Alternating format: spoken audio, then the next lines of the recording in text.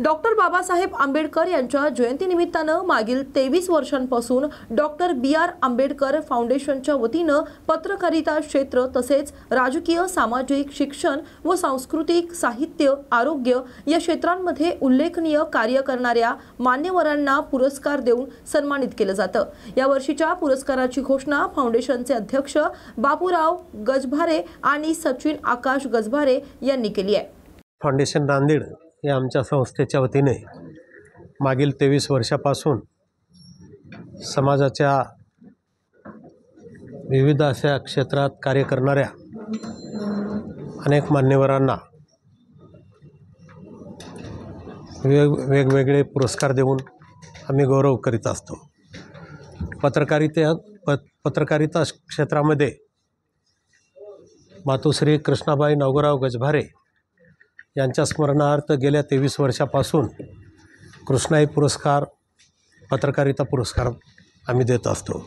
त्याचं स्वरूप म्हणजे राज्यस्तरीय आहे, जिल्हास्तरीय आणि त्याचबरोबर एक डॉक्टर बाबासाहेब आंबेडकर समता गौरव पुरस्कार हा देखील त्यासोबत आम्ही देतो।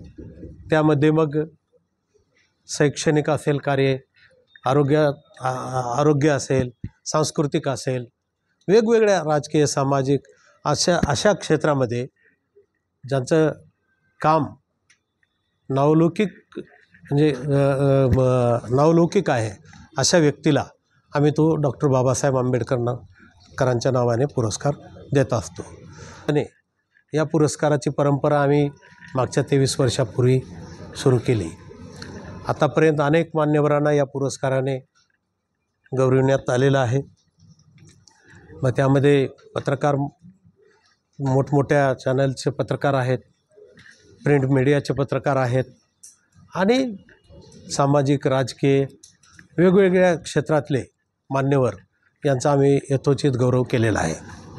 आता हे संस्थेचं 23वे वर्ष आहे, तर या वर्षाचे पुरस्कार आताच आम्ही या पत्रकार परिषद जाहीर केले। तर डॉक्टर बाबासाहेब आंबेडकर समता गौरव पुरस्कार राज्याचे माजी मंत्री आणि उदगीरचे विद्यमान आमदार संजय बनसोडे यांना आम्ही यावेळेस डॉक्टर बाबासाहेब आंबेडकर समता पुरस्कार या ठिकाणी जाहीर केलेला आहे।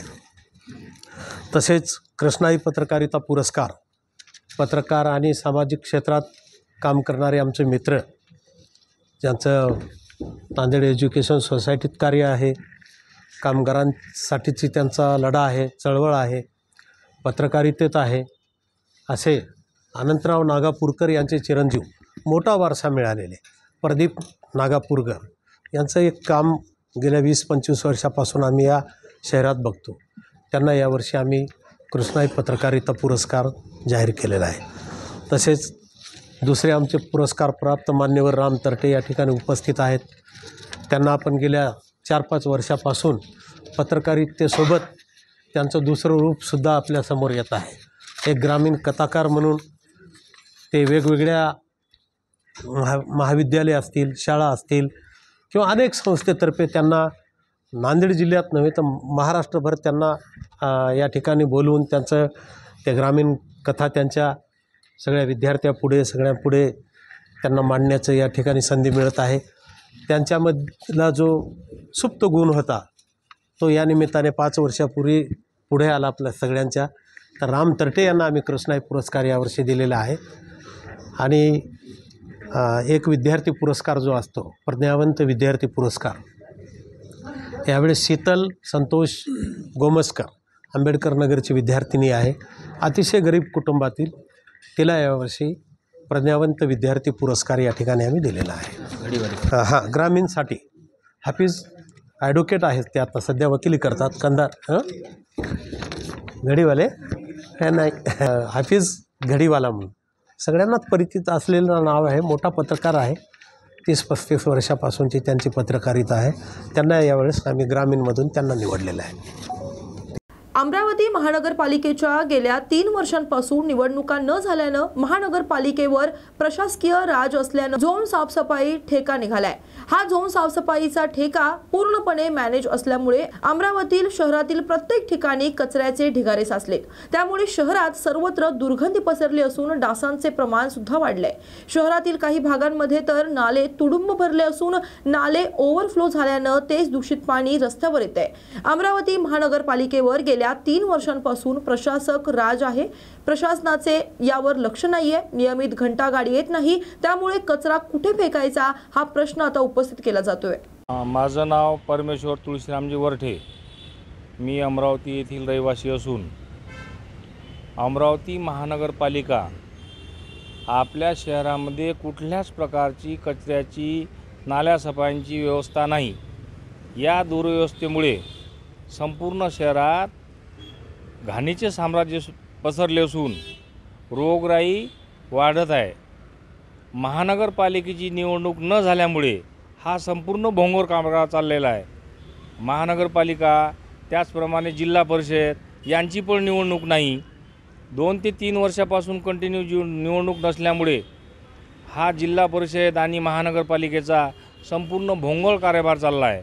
यांच्यावर कुठल्याही प्रकारचं कोणी दबाव आणू शकत नाही, कारण निवडणुकीमुळेच हे कामं असे डबघाई झालेले आहेत। मी समीर जवंजाळ, अमरावती महानगरपालिकेत प्रशासकीय राजवटीपासून सुरू झाल्यापासून म्हणजे महापालिकेच्या निवडणुका नसल्यामुळे लोकप्रतिनिधी त्याच्यावर नसल्यामुळे तिथे महानगरपालिकेवर कोणाचाही वचक उरलेला नाही। या स्थितीमध्ये प्रशासकीय राजवटीत झोन साफसफाई ठेका निघाला। हा झोन साफसफाईचा ठेका पूर्णपणे मॅनेज असल्यामुळे अमरावती शहरात जागोजागी दुर्गंधीचे वातावरण पसरले आहे। जिकडे तिकडे स्वच्छता नसल्यामुळे कचऱ्याचे ढिगाळे आढळत आहे। ज्या झोन निहाय ठेक्यामध्ये 132 गाड्या घेण्याचे ठरले असतानाही त्यामध्ये 18 गाड्यांची अजूनही कमतरता असतानाही या ठेकेदारांना ठेका देण्यात आलेला आहे। या गाड्यांमध्ये हायड्रोलिक व्यवस्था व्यवस्थित नसल्यामुळे कचरा कंटेनरमध्ये हा माल पडत नाही आणि कचरा कंटेनर वाहतुकीसाठी जो ठेका देण्यात आला होता तो 7+1+1 असा 9 वर्षाचा करारनामा केलेला आहे। तो करारनामाही आता संपुष्टात येत आहे।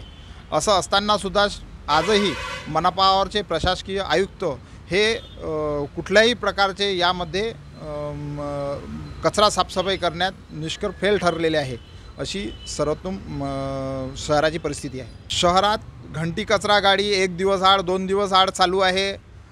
आपण सर्वसामान्य नागरिक या नात्याने म्हणजे सर्वांना टॅक्स स्वरूपात शासनाने राज्य शासनाने 600 रुपये टॅक्स हा सगळ्यांना कंपल्सरी केला आहे। सगळेजण 600 रुपये टॅक्स भरून आणि उरलेला टॅक्स महानगरपालिकेला देत असून सुविधा मात्र महानगरपालिका कुठेच देत नाही आहे। याची महानगरपालिकेच्या विरोधात जनतेच्या मनात तीव्र चीड आहे। महाबोधी महाविहार मुक्ती आंदोलनाच्या समर्थनार्थ नागपूरमध्ये दीक्षाभूमी ते संविधान चौक असा शांती मार्च काढण्यात आला। या शांती मार्चमध्ये बुद्ध, भिक्षू, समता सैनिक व आंबेडकरी अनुयायी सहभागी झाले। शांती मार्चच्या पार्श्वभूमीवर चौक पोलीस बंदोबस्त लावण्यात आला होता, तर दीक्षाभूमी, कांचीपुरा चौक, लोकमत चौक मार्गे हा शांती मार्च संविधान चौकात पोहोचणार आहे।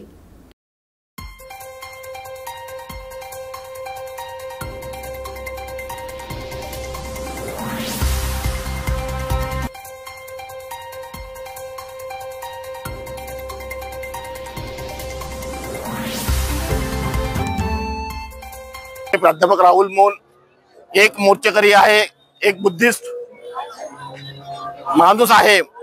महाबोधी महाविहार या संदर्भामध्ये गेला 12 फेब्रुवारी पासून बिहार येथे बुद्ध गायला महाबोधी महाविहार मुक्त व्हावं, ब्राह्मणांच्या तळूतून हा विहार मुक्त व्हावा, ब्राह्मणांचा जे पाखंडवाद आहे त्या पाखंडवादापासून मुक्त व्हावं याकरिता गेल्या 12 फेब्रुवारी पासून निरंतर अमर उपोषण सुरू आहे। या उपोषणाला समर्थनार्थ संपूर्ण देशातील जगातील सर्व बौद्ध बांधव या आंदोलनाला समर्थन करत आहेत। त्याचा एक भाग म्हणून आज आम्ही या महाबोधी महाविहार आंदोलन मुक्ती आंदोलनासाठी दीक्षाभूमी ते संविधान चौकापर्यंत लाखोचा मोर्चा शांती मोर्चा काढत आहोत आणि हा मोर्चा या सरकारला दाखवण्यासाठी काढत आहोत की सरकारने अजूनपर्यंत त्यांच्यावर कुठली ऍक्शन घेतली नाही, परंतु गेल्या 30 तारखेला मोदी साहेब इथे येऊन गेलेत. त्यांनी म्हटलं की बा हे संघर्षाची भूमी आहे, परंतु त्यांना बुद्ध गयामध्ये संघर्ष सुरू जो आहे ते त्यांना आठवलं नाही. आणि म्हणून जर त्यांनी म्हटलं असतं की आम्ही महाबोधी महाविहार ब्राह्मणांच्यासाठी ब्राह्मणांपासून मुक्त करत आहोत, तर आज आम्हाला मोर्चा काढण्याची आवश्यकता पडली असती का? आणि म्हणून आज आम्ही मोर्चा काढत आहोत. आणि शांती मोर्चा हा आहे. या मोर्चामध्ये कुणालाही आपल्याला नारेबाजी करायची नाही आहे, कुणाला मुर्दाबाद करायचं नाही आहे. शांतमयरित्या आपल्याला या मोर्चामध्ये 4 लाईनीमध्ये जाऊन या मोर्चा आपली शक्तिबान करायची आहे. मी सर्व मोर्चेकरी बौद्ध बांधवांना भगिनींना विनंती करतो, आपण शांतमयरित्यामध्ये हा मोर्चा यशस्वी करावा एवढीच विनंती करतो. धन्यवाद. बघा, आम्ही बुद्धाचे अनुयायी आहोत. आमचा हा संघर्ष गेल्या 130 वर्षापासून सुरू आहे. आता न्याय झालं तर आणखी 100 वर्ष संघर्ष करू. आम्हाला कुठलाही धार्मिक तेढ निर्माण करायचं नाही, केवळ आम्हाला कुठलेही कपडे शोधायचे नाही आहेत.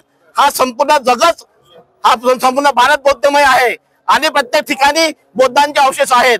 आता किती मंदिरांचे नाव आम्ही हे करायचं का सांगायचं तुम्हाला. जगन्नाथ पासून पंढरपूर पासून सारे बुद्ध स्थळ आहेत. मग आम्ही शोधायचं का? आम्ही जातीयवाद निर्माण करणार नाही. आम्ही बुद्धाचे अनुयायी आहोत, आम्ही समतावादी आहोत. आणि म्हणून आम्हाला या धार्मिकता निर्माण करायची नाही. ज्या लोकांना धर्मांचं शक्ती निर्माण करायची असेल त्यांनी करावं, परंतु आम्ही बुद्धाचे अनुयायी आहोत.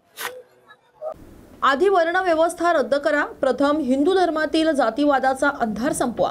आता आपल्याला संविधान स्वीकारावं लागेल. आमदार जितेंद्र आव्हाड यांची प्रतिक्रिया.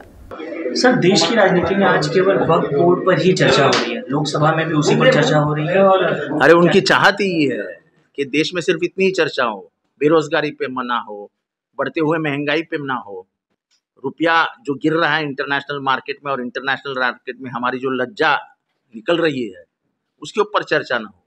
हमको तो सिर्फ हिंदू मुसलमान विवाद बढ़ा के हमारी राजनीति सही करनी है, बाकी हमको कुछ भी नहीं करना है. राज्य के मुख्यमंत्री कहते हैं कि ये केवल झूठ फैला रहा है विपक्ष लगातार. ऐसा है, कोई झूठ बात नहीं है. जो बाप उनके बापजादाओं की, जो जमीनें उनके बापजादाओं ने अपने समाज के हित के लिए रखी है, सरकार का क्या काम है उसमें अंदर घुसना? करने दो. वो गलत करते हो, सरकार ने रोक देना चाहिए, उनको जेल में डालो. जो भी वक्फ के साथ मस्ती करेगा उसको बोलो हम तुमको जेल में डालेंगे.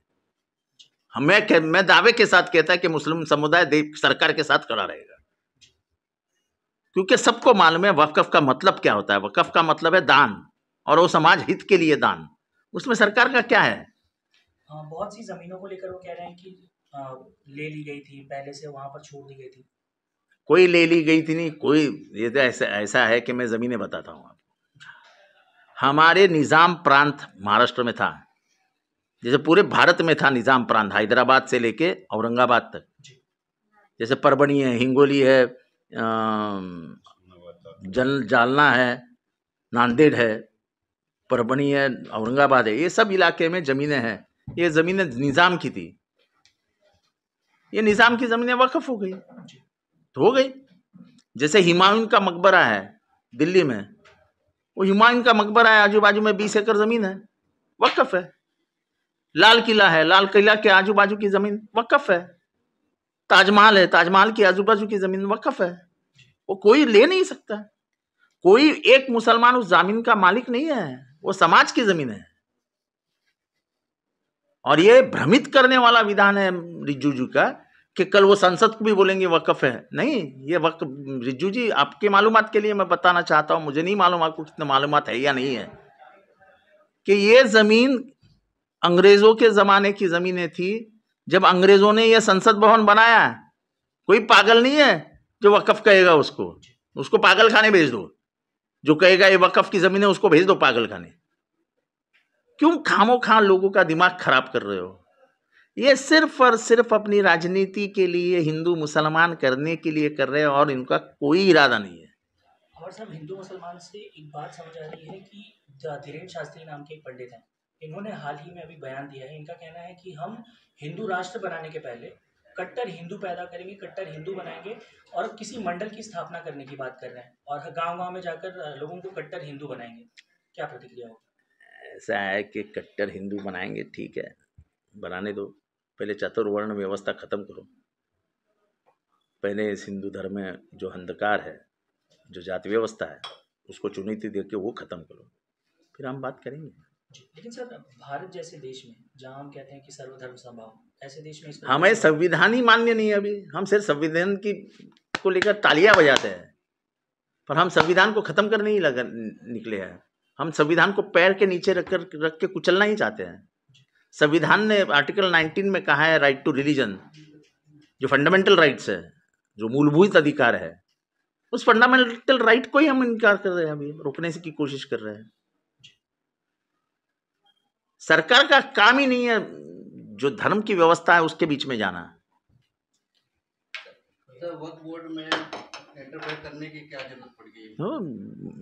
हमको सिर्फ हिंदू मुसलमान विवाद खड़ा करना है और कोई काम ही नहीं है हमारा।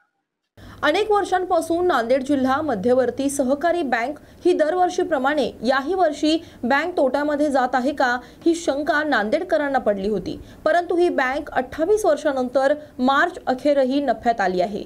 या बँकेमध्ये 117 कोटी ठेवीच्या माध्यमातून बँकेला खूप मोठा फायदा झालाय।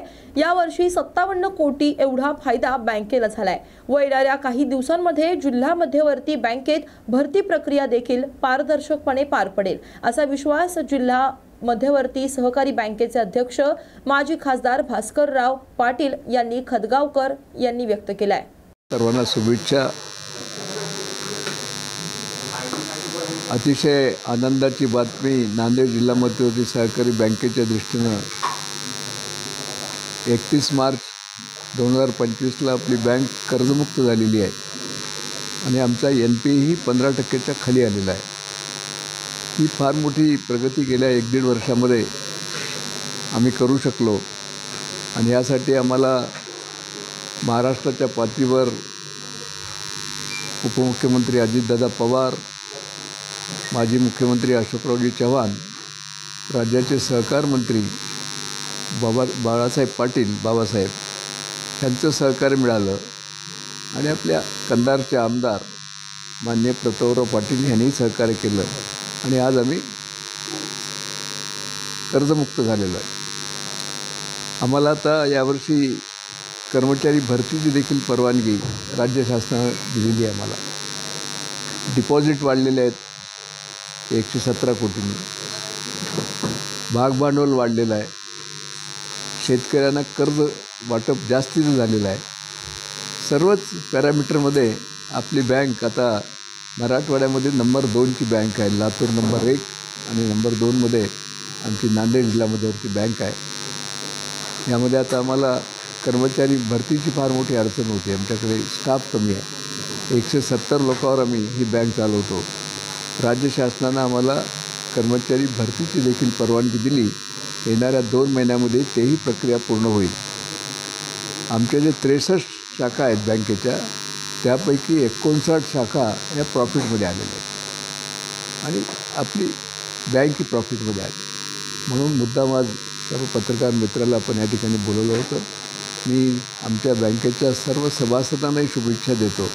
आमच्या कर्मचारी मित्रांनी दिवसरात्र काम करून या बँकेला नफा आणण्यासाठी जे योगदान दिलं त्या कर्मचाऱ्यांचे मी अभिनंदन करतो आणि सगळ्यांना शुभेच्छा देतो आणि थांबतो। आपलं मला निश्चित सांगता कर्जमाफी होणार या आशेमुळे शेतकऱ्यांनी कर्जपैठीमध्ये थोडंसं मागे जावं, निश्चितच आनंद वाटतो।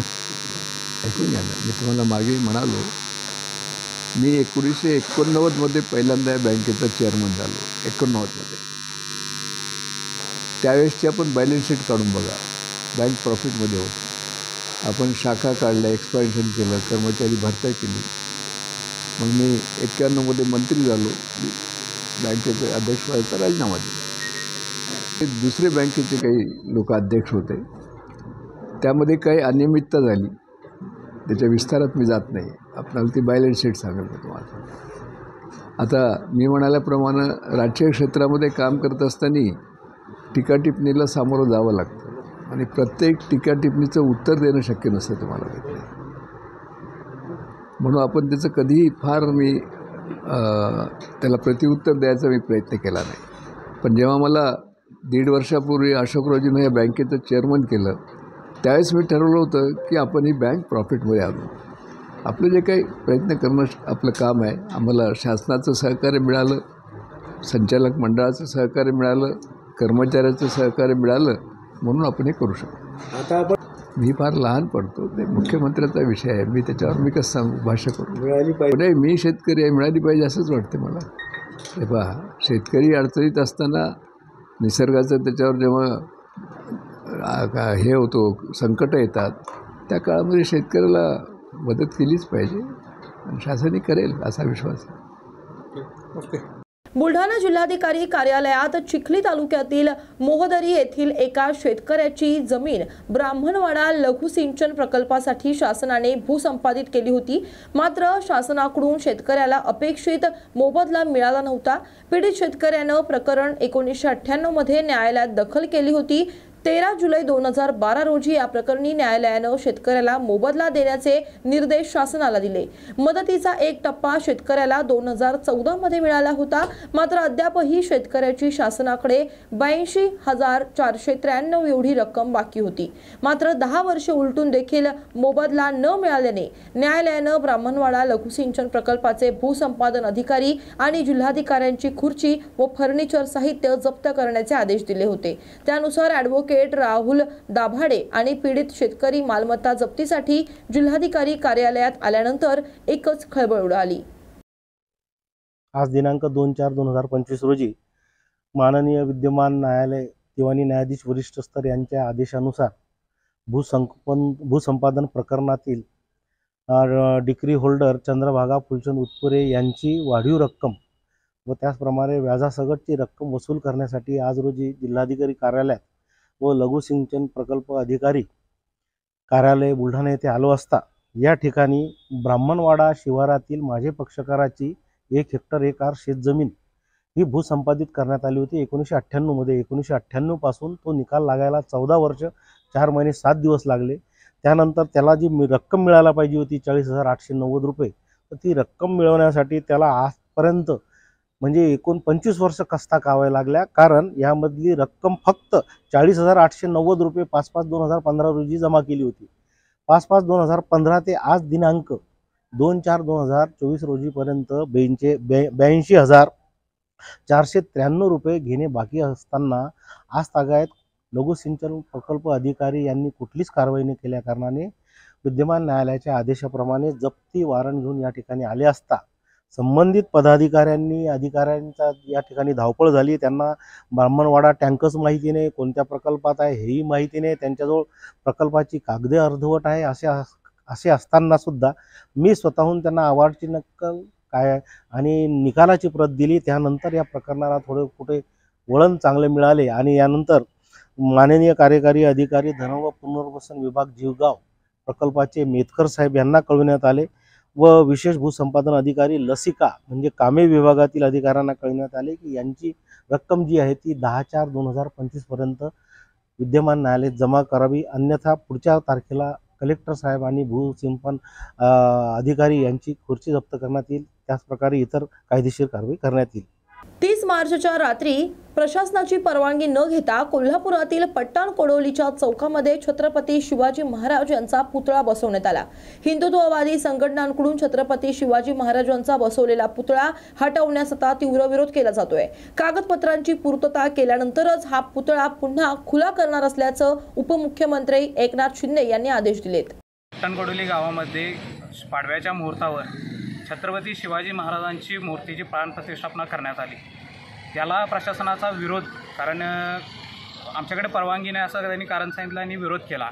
त्या विरोधातून हे काढून घेण्याचा प्रयत्न त्यांचा आज झाला. 30 तारीखसुद्धा त्यांनी विरोध केला, आजसुद्धा विरोध केला. पण या दरम्यान मुरलीधर जाधव साहेब शिंदे साहेबांच्या संपर्कात असल्यामुळे शिंदे साहेबांनी दूरध्वनीद्वारे कळवलं की मूर्ती काढून घेऊ नका, प्रशासकीय जे परवानगी आहेत त्या पूर्ण करून मूर्तीची भव्य दिव्य असा सोहळा पट्टण कोडोली गावामध्ये साजरा करा. आणि येत्या काही दिवसातच पट्टण कोडोली गावामार्फत शिवाजी महाराजांच्या परवानगी घेऊन, पुतळ्याची परवानगी घेऊन सर्व गावामध्ये हा सोहळा आम्ही उत्साहात साजरा करू. नागपुरात मोठ्या प्रमाणात मोटारसायकल चोरीला जात होत्या. त्यामुळे नागपूर पोलिसांच्या गुन्हे शाखेनं सापळा रचला आणि यात मोटारसायकल चोर सचिन अतकरी फसलाय. पोलिसांना गुप्त माहिती मिळाली होती की सचिन एक चोरीची गाडी विकायला आलाय. गुन्हे शाखा युनिट 3च्या टीमनं सचिनला ताब्यात घेतलं आणि विचारपूस केली त्यांनी कबुली दिली.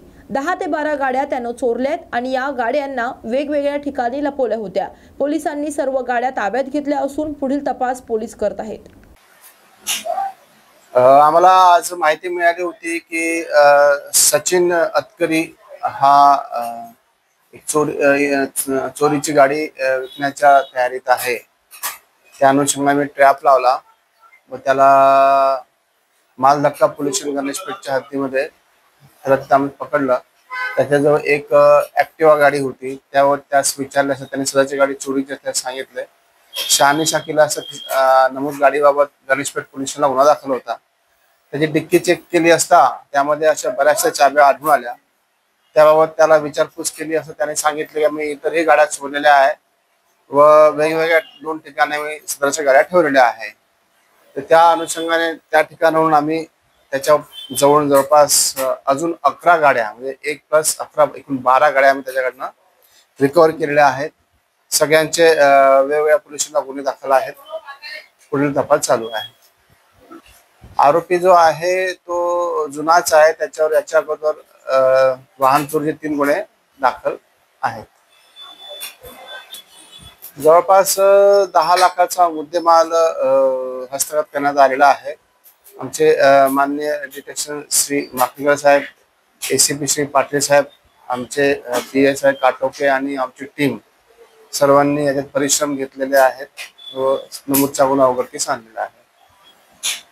आजच आम्ही सगळी माहिती घेतली व आजच आम्ही त्याचे सगळे गुन्हे डिटेक्ट केले आहेत. गेल्या 5 दिवसांपासून बंद असलेल्या लासलगाव बाजार समितीत कांदा लिलाव सुरू झालाय. मात्र कांद्याच्या भावात घसरण दिसून येते. तरी केंद्रानं कांदा निर्यातीवर अनुदान द्यावं अन्यथा आंदोलन करण्याचा इशारा महाराष्ट्र राज्य कांदा उत्पादक शेतकरी संघटनेचे अध्यक्ष भारत दिघोळे यांनी दिलाय. मार्च एंडला बाजार समित्या बंद झाल्यानंतर आज 2 एप्रिल रोजी नाशिक जिल्ह्यातील बाजार समित्या पुन्हा सुरू झाल्या. लासलगाव बाजार समितीमध्ये आज शेतकऱ्यांच्या उन्हाळी कांद्याला सरासरी 1200 रुपये प्रति क्विंटल इतका कमी दर मिळाला आहे. कांद्याचा उत्पादन खर्च हा 2,500 ते 3,000 रुपये प्रति क्विंटल इतका येत असताना शेतकऱ्यांच्या कांद्याला उत्पादन खर्चापेक्षा निम्मा दर मिळून शेतकऱ्यांचं प्रति क्विंटल किमान 1,500 रुपयाचं नुकसान होत आहे. केंद्र सरकारने 22 मार्च रोजी कांद्याचं 20% निर्यात शुल्क रद्द केलं. त्याची अंमलबजावणी काल 1 एप्रिलपासून सुरू झाली. परंतु कांद्याची हे निर्यात शुल्क हटवण्यासाठी केंद्र सरकारने किमान 3 ते 4 महिन्याची दिरंगाई केली आणि त्यातून शेतकऱ्यांच्या ह्या कांदा दर घसरणीचा मोठा विषय झालेला आहे. कांद्याच्या दर घसरणीमुळे आता शेतकऱ्यांकडे मुबलक प्रमाणात कांदा असल्याने शेतकऱ्यांचं कोट्यवधीचं नुकसान होणार आहे. हे नुकसान थांबवण्यासाठी केंद्र सरकारने जास्तीत जास्त कांदा हा विदेशात निर्यात होण्यासाठी कांदा निर्यातीवरती तत्काळ अनुदान द्यावे, सबसिडी द्यावी अशी मागणी आम्ही करत आहोत. असं जर केंद्र सरकारने केलं नाही आणि कांद्याचे दर वाढले नाही तर येणाऱ्या काळामध्ये संपूर्ण महाराष्ट्रभरामध्ये, देशभरामध्ये तीव्र स्वरूपाचे आंदोलन केले जातील. याची नोंद केंद्र सरकारने घ्यावी, राज्य सरकारने घ्यावी असा इशारा महाराष्ट्र राज्य कांदा उत्पादक शेतकरी संघटनेकडून आम्ही देत आहोत. छत्रपती संभाजीनगरमध्ये शिवसेनेला मोठा धक्का बसलाय. राजू शिंदे यांची उभाटा गटाला सोड चिठ्ठी. तुम्ही उद्धव ठाकरे पक्षाचा राजीनामा दिलाय, नेमकं काय कारण? नाही, मी काल पत्रामध्ये तसं लिहिलं आहे आणि माननीय उद्धव साहेबांनी मी पत्र पाठवलेलं आहे की शिवसेना पक्षात मी उद्धव साहेबांवर आणि दानवे साहेबांवरती विश्वास ठेवून मी आलो होतो आणि त्यांनी सुद्धा माझ्यावर विश्वास टाकून मला त्यांनी निवडणुकीत तिकीट दिलं, उभा राहिलो.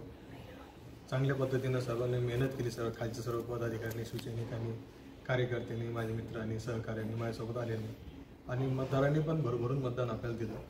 त्याच्याबद्दल माझी नाराजी नाहीच आहे, काही कारण आहे. आणि पक्षातील ज्येष्ठ जे स्वतःला समजत आहेत किंवा जे वयोवृद्ध नेते आहेत त्यांच्यावर माझी नाराजी, मी सौम्य भाषेमध्ये नाराजी व्यक्त करून मी माझा पदाचा राजीनामा दिला आहे आणि माझे सर्व सहकार्य सहित दिलेलं आहे. एवढंच मी त्याच्यात केलं आणि उद्धव साहेबांचे आणि दानवे साहेबांचे आभार व्यक्त केले. मात्र तुम्ही राजीनामा देण्यामागचं आणि पक्ष सोडण्यामागचं मूळ कारण काय? त्याच्यात सांगितलं ना की बाबा माझी खैरे साहेबावरती नाराजी आहे आणि मी ती नाराजी माझ्या पत्रात उल्लेख केला आणि ती नाराजी काय आहे त्यांना पण माहिती.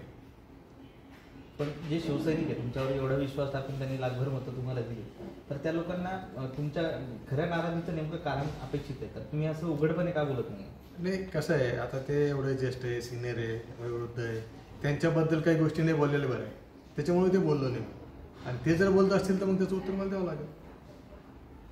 मग ते सांगेल मी काय सांगायचं होतं. आणि मी जर ते सांगितलं तर मला असं वाटतं जे मूळ शिवसैनिक आहे, जे बाळासाहेब शिवसैनिक आहे, कडवट शिवसैनिक आहे, त्यांना जर ते कारण माहीत झालं तर ते मला वाटतं खैरे साहेबाला फिरू देणार नाही. म्हणजे हे तिकीट उद्धव साहेबांनी दिलं आणि दानवे साहेबांच्या माध्यमातून मिळालं म्हणून जिल्ह्यातल्या सगळ्या उमेदवाराला त्यांनी डावलण्याचं काम किंवा त्यांना त्रास देण्याचं काम किंवा त्यांना पाडण्याचं काम केलं असं मी म्हणेन. आणि अजून तक ते चालू आहे. टॉर्चर करण्याचं काम कार्यकर्त्याला, आता मी पदाधिकाऱ्याला, कालच्या त्या शोभायात्रेमध्ये एक आमची पश्चिमची बैठक होती, त्या बैठकीमध्ये पार्टीची बैठक होती, त्या बैठकीमध्ये सर्व पदाधिकारी होते. बैठक संपल्यानंतर खैरेसाहेबांनी मी सगळ्याला बघितलं म्हणे आता जे आले उद्या त्या शोभायात्रेत सगळे आले पाहिजे. अरे तुम्ही दादागिरी कसं काय करू शकता? शोभायात्रा, उत्सव, रॅली ही जे त्याचा मनाचा प्रश्न असतो ते त्याला गेला नाही गेला त्याचं स्वतःच हे असतं. पण तुम्ही दादागिरी करून नाही म्हणू शकत त्यांना. आणि नंतर मग यांनी बैठक घेतली तर मग ह्या बैठकीला तुम्ही कसे गेले, ह्या बैठकीला धने आले. कार्यकर्त्याला टॉर्चर करण्याचं काम हे मी नाही सहन करू शकत किंवा मी तशा याच्यात काम केलेलं नाही. म्हणून कार्यकर्त्याला तुम्ही प्रेमानं गोडीनं त्यांच्याकडून काम करून घ्या. पक्षाच्या बैठकीला नाही त्याचा प्रोटोकॉल आहे, त्याचं जबाबदारी त्याला यावंच लागेल. पण तुम्ही दुसऱ्या कार्यक्रमाला या म्हणलं, माझ्या स्वतःच्या पर्सनल कार्यक्रमाला असेल किंवा अजून आलंच पाहिजे हे काही बंधन नाही टाकू शकत. म्हणून त्या कार्यक्रमाला सुद्धा मी निघेलो. आता त्यांनी एक तुमच्यावर आरोप केला आहे की तुम्ही पक्ष वारंवार भाजपला होते, भाजप सोडला, शिवसेनेला होती, शिवसेना सोडला, फक्त आपल्या मफादासाठी तुम्ही पक्ष बदलताय. बिलकुल नाही. मी अगोदरपासून सांगतो की मी आतापर्यंत भारतीय जनता पार्टी सोडलं नव्हतं. 2024ला मी सोडलं. त्याचं कारण असं होतं की माझी कोणती भाजपवरती नाराजी नाही किंवा कोणत्या नेत्यावरती नाराजी म्हणून मी सोडलं नाही. एकाही शब्द कोणत्या पक्षाबद्दल किंवा नेत्याबद्दल मी बोललो नाही. आमची नाराजी शिवसेना शिंदे गटाबद्दल आणि तिथल्या स्थानिक आमदाराबद्दल होती आणि आज बी आहे. म्हणून मी पक्ष सोडला होता. आमच्या सगळ्या सहकार्याच्या सांगण्यावरून ज्यांनी मला सोबत होते माझ्या, यांनी सगळ्यांनी मला आग्रह केला की आपल्याला यावेळेस काही करून आपल्याला यांना हे करायचं आहे, म्हणून आपण पक्ष सोडला पाहिजे. म्हणून सोडला. पहिल्यांदा मी 95 पासून भारतीय जनता पार्टीत काम करतो, वार्डाध्यक्षापासून. पहिल्यांदा 2024मध्ये मी पक्ष सोडला. मी आतापर्यंत पक्ष सोडलेला नाही. दुसरं असं की तुम्ही म्हणताय की चंद्रकांत खैरेंनी तुमचं काम केलं नाही, मात्र चंद्रकांत खैरे असं म्हणतात की राजू शिंदे जर असं म्हणत असेल की त्यांनी मी त्याच्यासाठी काम केलं नाही तर मी त्याच्या 2 कानाखाली मारेन. असं आहे की ज्येष्ठ नेते त्यांनी इमानदारीने काम केलं असं तर 2 नाही 4 बी कानाखाली खाल्ले असते. पण आता अशी वेळ आहे की त्यांनी त्यांच्या तोंडात मारून घेतली पाहिजे स्वतः. अशी वेळ आहे. मग त्यांना ते काय बोलते त्यांच्याकडे जास्त लक्ष दिलं नाही पाहिजे आता मला असं वाटतं. त्यांनी तुमच्या मार्फत इनडायरेक्ट अंबादासाहेबांवर आरोप केलेले की परस्पर तिकीट मागणारे लोक सगळे हे पक्ष सोडून गेलेले. त्यांचा कसं आहे, त्यांची ती खतखत असते. कल्याण न्यायालयात आज माजी आमदार गणपत गायकवाड यांना पोलीस बंदोबस्तात हजर करण्यात आलं. 2014 मध्ये कल्याण कोळसेवाडी पोलीस ठाण्यात दंगल घडवून मारहाण केल्याच्या आरोपात 313 कलमानुसार आरोपींचे जबाब नोंदवण्यासाठी कल्याण न्यायालयाच्या आदेशानंतर गणपत गायकवाड व त्यांच्या साथीदारांना तळोजा कारागृहातून कल्याण न्यायालयात पोलीस सुरक्षेत हजर करण्यात आलं. यावेळी कल्याण न्यायालयानं गणपत गायकवाड यांच्यासह या प्रकरणात गणपत गायकवाड यांच्या विरोधात असलेले निलेश शिंदे यांचे देखील जबाब नोंदवलेत. तर यानंतर पुढची सुनावणी 16 एप्रिलला ठेवून गणपत गायकवाड यांची रवानगी पुन्हा तळोजा जेलमध्ये केली जाणार आहे. आज कोळसेवाडी पोलीस स्टेशनमध्ये नोंद असलेल्या गणपत गायकवाड, निलेश शिंदे, विकी गणत्रा, त्याच्यानंतरून एक पाटील नावाचा आरोपी आहेत, एकूण मिळून 5 आरोपींच्या विरोधात कोळसेवाडी पोलीस स्टेशनमध्ये आपापसात दंगल केल्याचा गुन्हा नोंदवला होता. त्या गुन्ह्याच्या अनुषंगाने आज आरोपींचं 313चं निवेदन नोंदवलं गेलं. त्या गुन्ह्यामधले एकूण मिळून 3 आरोपी माळी, पाटील आणि गणपत गायकवाड हे तळोजा कारागृहातले बंदी होते. त्याच्यामुळे 313चं निवेदन नोंदवण्यासाठी ह्या तिघांना कोर्टामध्ये आणण्यात आलेलं होतं. ह्या तिघांनी आणि निलेश शिंदे आणि दुसरा एक आरोपी अशा 5 जणांनी आपलं 313चं निवेदन नोंदवलं. पोलीस स्टेशनमध्ये सिनियर PIच्या कॅबिनमध्ये त्यावेळेला यांनी आपापसात हाणामाऱ्या केल्या, झोंबाझोंबी केली अशा स्वरूपाचा आरोप होता. घटनास्थळ पंचनामा आणि इतर काही साक्षीदार एकूण मिळून 5 साक्षीदार तपासण्यात आलेले होते. महत्त्वाचं म्हणजे पोलिसांनीच नोंदवलेल्या ह्या खोट्या गुन्ह्यात पोलीसच आय विटनेस होते आणि पोलिसांनीच तपास केलेला होता. त्यांनी करण्यासाठी बऱ्यापैकी संधी होती, परंतु खोटंही करताना बऱ्याच वेळा माणूस चुकतो. त्या पद्धतीने त्यांनी अनेक चुका ह्या प्रकरणामध्ये दिसून आल्या. त्यांच्या उलट तपासात त्या गोष्टी आल्या. स्वतःच एका सिनियर PIने नोंदवलेला गुन्हा तो सेकंड PIनी त्या गुन्ह्याचा तपास केला. कायद्यातल्या तरतुदीनुसार तो तपास देखील चुकीचा आहे. तो तपास वरिष्ठ अधिकाऱ्यांनी करणं अपेक्षित होतं. अशा प्रकरणामध्ये आमचा बचाव दोन्ही बाजूंचा बचाव हाच होता की गणपत गायकवाड, निलेश शिंदे ह्यांच्यातली झोंबाझोंबी आहे. मी निलेश शिंदेंना प्रतिनिधित्व करतो त्या प्रकरणामध्ये. निलेश शिंदे आणि आमचा दोघांचा बचाव अशाच स्वरूपाचा होता की ह्या प्रकरणामध्ये दोघांमध्ये कुठल्याही स्वरूपाची भांडणं मारामाऱ्या झालेली नव्हती. दोघं पोलीस स्टेशनमध्ये उपस्थित देखील नव्हती. महत्त्वाचं त्यावेळेचे सिनियर पी हे निष्क्रिय होते. त्यांना हटवण्यासाठी दोघांनी वेगवेगळी आंदोलनं केली होती, म्हणून ह्या दोघांनी आपापसात मारामाऱ्या केल्या. अशा स्वरूपाचा खोटा गुन्हा नोंदवला आणि त्यांच्या विरोधात चार्जशीट पण दाखल होती. महत्त्वाचं गोष्ट कायद्यातल्या तरतुदीनुसार चार्जशीट फाईल करण्यासाठी हायर अथॉरिटीची परमिशन देखील नव्हती. या बऱ्याचशा काय टेक्निकल गोष्टी ह्याच्यावरती 16 एप्रिलला युक्तिवाद होईल. सरकार पक्ष त्यांचा गुन्हा सिद्ध करण्यासाठीचा प्रयत्न करेल आणि आम्ही आमचे पक्षकार निर्दोष सोडण्यासाठी प्रयत्न करणार आहोत. आज नेमकं काय झालेलं आहे? आज आरोपींचं 313चं निवेदन नोंदवलं गेलं. त्याच्यात आम्ही आमचा बचाव सांगितला. गणपत गायकवाड आणि 3 सह आरोपी हे इतर गुन्ह्यामध्ये अटकेत असल्यामुळे त्यांना तळोजा कारागृहातून आणलेलं होतं. त्याच्यामुळे न्यायालयाच्या आवारामध्ये पुरेसा बंदोबस्त देखील ठेवण्यात आलेला होता. आमचा या गुन्ह्याशी दूरपर्यंत संबंध नाही. हाच आमचा बचाव होता. आमच्या विरोधात देण्यात आलेले साक्षी पुरावे हे सगळे खोटे आहेत. हा आमचा बचाव होता.